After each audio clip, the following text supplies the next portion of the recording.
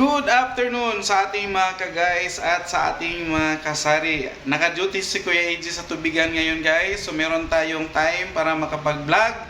At itutuloy ko na talaga. So ito na yung request ninyo sa mga nagre-request na mag-vlog ako dito sa aming tubigan. Ito na po talaga, pang-anniversary ito guys. Pang 3rd year anniversary episode ng vlog ni Kuya AJ about sa tubigan. Ito yung pangarap lang namin noon guys na naging totoo at naibigay talaga ng ating Papa God, Papa G. Kung mangarap ka pala guys, wala pong imposible. Sabi ni Kuya AJ, wala pong imposible.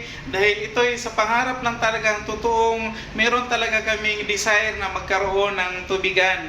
Bakit? Dahil sa tindahan namin is meron kaming tindang tubig na galon. So reseller lang kami, dinideliveran kami doon ng aming suki until such time na dito na ako nagpapa-refill. Ako na mismo yung naghahatid ng galon dito at kinukuha ko, sakay yung aking multicab na Raptor at doon ko dadalhin sa aming tindahan para po i-resell.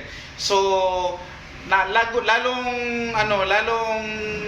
nabuo yung desire ko na magkaroon ng tubigan. Pero alam naman natin guys na ito is nangangailangan ng malaki-laking halaga. So binaliwala ko lang hanggang sa dumating yung panahon na need na talagang ipa-assume ng may-ari itong tubigan na to kung saan ako nagpapa-refill. So kahit walang pera si Kuya AJ guys, sa totoo lang talaga guys is nasa talaga nasa 50,000 lang yung perang ipon ni Kuya AJ nung time na ipa-assume ito sa amin. Alam nyo naman na hirap ipunin yung pera sa sari-sari store. So need ko talagang mag-raise ng pera para ma-assume ko lang ito unit na to. Pero bago yan, dito muna tayo dito. Na-excite si Kuya AJ. Ayan po. Ito yung pinaka-control niya. Ito yung pinaka-control at saka ito yung kanyang membrane. Ito yung kanyang membrane at sa ilalim nito is ito yung kanyang mga UV lamp kung saan ito yung pumapatay sa mga mikrobyo kung meron man para safe po talaga yung tubig na binibenta natin sa ating mga tubigan. And gusto kong ipaalam sa inyo na itong tubigan na to, nung ako na mag-manage, dahil po sa requirement ng ating City Health, is meron po tayong ginagawang routinary testing ng ating tubig, yung pinaka-product na talaga. So monthly po yon. Gumagastos si Kuya AJ ng 950 na pa-testing na ating tubig doon mismo sa DOH sa SPMC. So ganun po ang ginagawa ni Kuya AJ to ensure na ang ating tubig is malinis at saka potable talaga for human consumption. So para sa ating mga consumers. So safety siya. Wala po siyang mikrobyo dahil pinapatay dito at saka yung result ng ating testing is iniipon yan from January to December. Saka kung mag-renew kami ng aming permit sa Mayor's Office is kailangan ng Certificate of Potability from City Health. So yun ang kinokolek ni City Health para po alam ni City Health na yung ating tubig is malinis at sumusunod sa guidelines ng ating City Health. So hindi po ito applicable sa lahat o kung saan mang area ang tubigan ninyo. Dito lang po siya applicable sa Davao City. So lahat ng mga nasasakupan ng Davao City is yun po ang requirement. Kailangan merong monthly examination or testing na ating tubig para po ma-ensure ang kalinisan or safety ng ating binibintang tubig. So going back, nung ako'y mag-assume ng aking tubigan. So happy lang si Kuya AJ guys, kaya medyo yung boses ko dahil na-excite akong ibahagi sa inyo ang karanasan ko about sa pagtutubigan. Dahil wala pong kaalam-alam si Kuya AJ kundi magbenta ng tubig, so wala akong alam kung paano i-manage ang machine na to at kung ano yung mga dapat gawin at saka kung ano yung mga routine na ginagawa na dapat magpalit ka ng filters at saka yung gastusin. Bukod sa mga permits, kailangan gumastos ka dahil hindi po basta-basta mag-operate ng tubigan dahil kailangan mong may tauhan. Aside na kung meron kang tauhan, kailangan mo pang i-train yung mga tauhan mong magkuha para alam nila kung paano ang pag-operate nito. Marami siyang process, pero hindi ko na-explain sa inyo. Ibahagi ko lang kung gaano kahirap. Yun pa lang mag-start ka ng business na wala kang kaalam-alam. Mahihirapan ka talaga, guys. So, payo ko sa mga gustong mag-operate or magkaroon ng tubigan, kailangan nyo talaga ng kahit kunting kaalaman. Kung wala kayong mga kaibigan na makapag-advise sa inyo, pwede kayong manood sa mga YouTube channels ng mga nagtutubigan, pwede kayong maka-acquire kasi yan ang ginagawa ni Kuya AJ, guys. No, ma-assume ko ito, saka ako aral sa YouTube.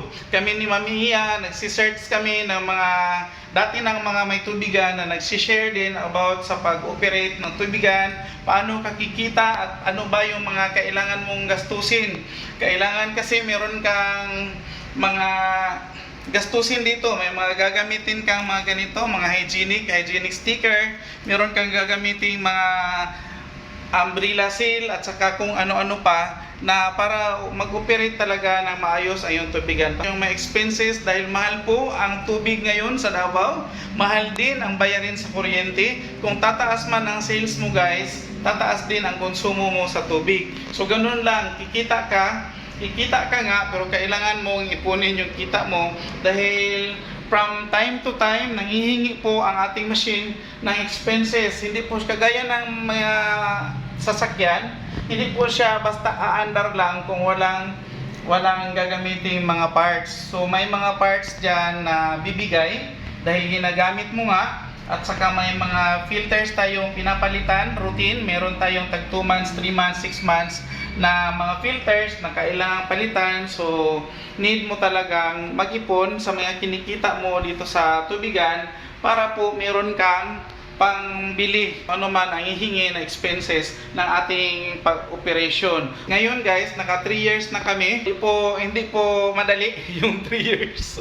Hindi nga namin akalain naka 3 years na pala kami, guys. Pero so far, so good. Bahagi ko na rin pala sa inyo, guys, after 3 years, meron kami na idagdag. So meron na tayo dyan ATM or automatic tubig machine. Tinatawag ko siyang AquaShane tubig machine dahil akma din siya sa namin, sa pangalan namin na AquaShane. So ATM, AquaShane tubig machine ang tawag namin dyan, para swak din siya sa pangalan ng aming water station. So mga nagbabalak dyan, guys, na magkaroon ng business na ganito, maganda pagkakitaan siya, guys. Need lang talaga siyang i-manage na maayos at saka tutukan mo yung operation niya na pag wala kang tao, pwede kang hahalili o substitute sa mga gawain niya para hindi po mahamper yung operations ninyo, especially sa delivery. Kaya rin ni Kuya AJ mag-deliver, guys. Pero yun talaga, pag may tao ka, need ka or always ready ka sa mga ganyang bagay